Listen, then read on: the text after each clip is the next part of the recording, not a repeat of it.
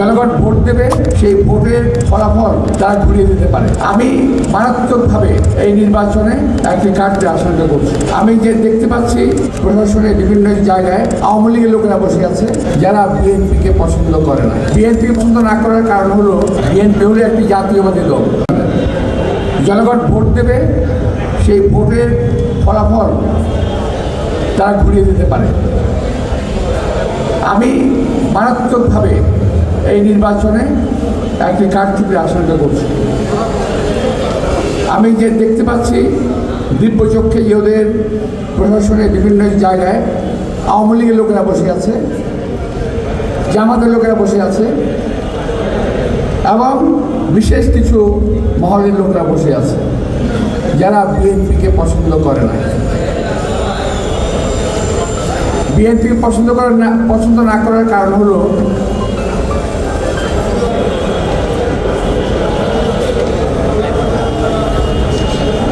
BNP হলো একটি জাতীয়বাদী দল, জাতীয়তাবাদী দল যা শহীদ রাষ্ট্রপতি জিয়া রহমান দ্বারা প্রতিষ্ঠিত। শহীদ জিয়া রহমান স্বাধীনতা ঘোষণা দিয়েছিলেন, এগুলো তাদের সহ্য হয় না। আমাকে সহ্য হতো না, জিয়া রহমান স্বাধীনতা ঘোষণা দিয়েছেন এই কথা আওয়ামী লীগ মানতে পারত না। এখন যারা আছে তারা স্বাধীনতা ঘোষণা দিয়েছে জিয়া রহমান, এরাও তারা মানতে চায় না, কারণ তারা ভাবতে চায় যে দেশ স্বাধীন না। প্রিয় ভাইয়েরা, বিভিন্ন প্রক্রিয়ার মাধ্যমে আমাদের স্বাধীনতা সার্বভৌমত্বকে হরণ করার প্রক্রিয়া চলছে। কিছু কিছু দল ক্ষমতায় যাওয়ার লোভে বিদেশিদের সঙ্গে চুক্তি করেছে, যারা আমাদের সঙ্গে যায় না, অর্থাৎ ইসলামের সঙ্গে মুসলমানদের সঙ্গে তারা কখনো যায় না। কিন্তু একটি দল ইসলামের নাম দিয়ে ইসলামের নাম বিক্রি করে তারা ক্ষমতায় যাওয়ার চেষ্টা করছে বিদেশের সঙ্গে চুক্তি করে, এবং তাদের ছানাপোনারাও সেই জায়গায় গিয়ে নিয়ে পড়েছে। আপনারা খেয়াল করে দেখবেন তাদের যে মুখের ভাষা, কদর্য ভাষা, এই ভাষা আমরা ব্যবহার করতে পারি না, আমরা কখনো করি নাই। আমার এত বছরের রাজনৈতিক জীবনে এই ধরনের ভাষা আমি কখনো শুনি নাই। প্রতিপক্ষকে তো আক্রমণ করতেই হবে, কিন্তু সেই আক্রমণের ভাষাটা হতে অতি সংযত এবং সত্য ভাষণ। ধর্মের কথা বলেন, দাড়ি রাখেন, টুপি পরেন, আবার মিথ্যা কথা বলেন অনর্গল। মিথ্যা কথা বলতে পরে মুখে বাজে না ভাই। আমরা লেবাসদারি নই, কিন্তু আমরা সাচ্চা মুসলমান, আমরা কখনো মিথ্যা কথা বলি না। আমাদের ইমান আছে, ইমানে বিশ্বাস করি, আমরা আল্লাহ বিশ্বাসকারী খোদা বিশ্বাস করি, তার ধর্মকে আমরা বিশ্বাস করি। সুতরাং মিথ্যা কথা আমরা বলিও না, বলতে চাইও না। নির্বাচনী জেলার জন্য মিথ্যা কথা বলতে হবে কেন? কী দরকার আছে? আমি বলবো যে আমি কি করেছি নির্বাচনের দেশের জন্য।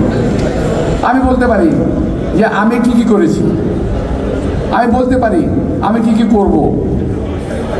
এসেই বিএনপি সম্পর্কে, আমাদের নেতা তারেক রহমান সম্পর্কে, প্রার্থী সম্পর্কে আপনার জঘন্য ভাষায় কথা বলতে থাকেন।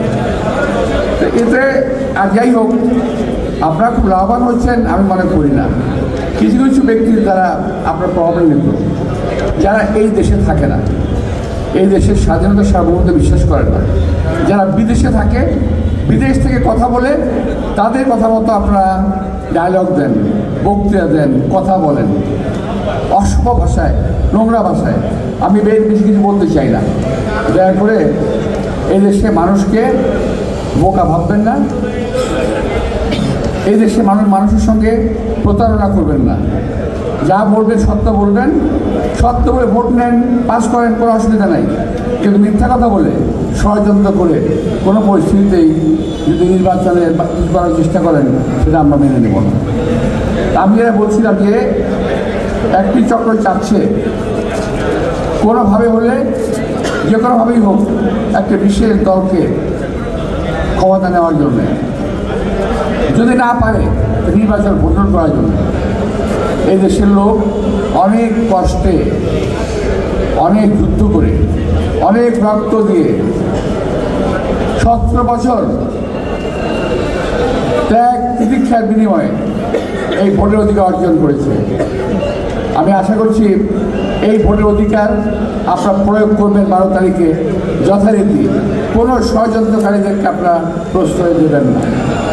ভোট দিয়ে ভোটিং সেন্টারে আমাদেরকে দাঁড়িয়ে থাকতে হবে রেজাল্ট না নেওয়া পর্যন্ত। আমরা 17 বছর অপেক্ষা করেছি, আমরা কয়েকটা ঘন্টা অপেক্ষা করবো ওখানে। বাই রোটেশন পাহারা দেব, পোলিং সেন্টারে যেন কেউ গন্ডগোল করতে না পারে। আমরা শুনেছি অনেক রকম প্রক্রিয়া হচ্ছে, সেই প্রক্রিয়ার কাজে আমরা পা দেব না। আমার ছোটো ভাই রফিক বলেছেন যে এখন যে আমি যেভাবে আছি এটা আমার সঙ্গে যায় না। কথাটা ঠিক, এটা একেবারে মিথ্যা কথা বলেন। তবে আমি কার সঙ্গে যুদ্ধ করব? কার সঙ্গে করবো বলেন? কেউ নাই। আগে করেছি আমাদের সিনিয়রদের সঙ্গে করেছি, সিনিয়র আমাদের সঙ্গে বয়সী। এখন এমন কেউ নাই। এরা প্রলাপ করবে, সেই প্রলাপের জবাব আমি দেবো না। আমি ওদের পাতা ফাঁদে পা দেবো না। ওরা চাচ্ছে কি জানেন? যে আমি কোথাও না কোথাও একটা গন্ডগোল করি। আমি সে গন্ডগোলে যাবো না ভাই। তোর যত চেষ্টাই করো, কোনো গন্ডগোল ঝগড়া ফেসাতে আমি নাই। কিন্তু যখন দরকার ছিল তখন করেছি। রাজপথে লড়াই করেছি, মুক্তিযুদ্ধে লড়াই করেছি, আবার যখন প্রয়োজন হবে লড়াই করব। কিন্তু নির্বাচনের আগে আমি কোনো যুদ্ধে জড়াবো না। আমার কথা খুব পরিষ্কার। দরকার নির্বাচনের পরে যুদ্ধে যাব। তো প্রিয় ভাইরা, আজকে আমি ভোটের জন্য আসছি। আপনাদের এখানে সর্বমোট 300 ভোট আছে, তাই না?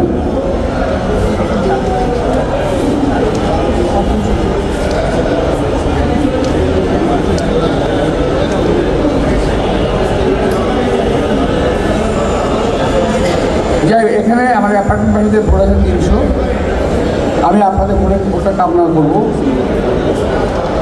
আমি কামনা করব এই অ্যাপার্টমেন্টের বাইরে যারা মার্কেট দোকানদার আছেন, আমার ভাইয়েরা, আমি আপনাদের সঙ্গে ছিলাম, আপনাদের পাশে ছিলাম, আছি এবং থাকবো ইনশাল্লাহ। আপনাদের কাছে আমি একটা দাবি করবো যে আপনারা আপনাদের আত্মীয় স্বজন, বন্ধুবান্ধব যে যেখানে আছে, এই এলাকায় থাকে, তাদেরকে আপনাকে অনুরোধ করবেন যেন তারা আমাকে ধানের শিক্ষাকে ভোট দেয়। আমি আজকের মতো সবাইকে আন্তরিক শুভেচ্ছা এবং ধন্যবাদ জানিয়ে অনেকক্ষণ আপনারা অপেক্ষা করছেন, কৃতজ্ঞতা জানিয়ে বক্তব্য শেষ করছি। আল্লাহ হাফেজ। আসসালামু আলাইকুম।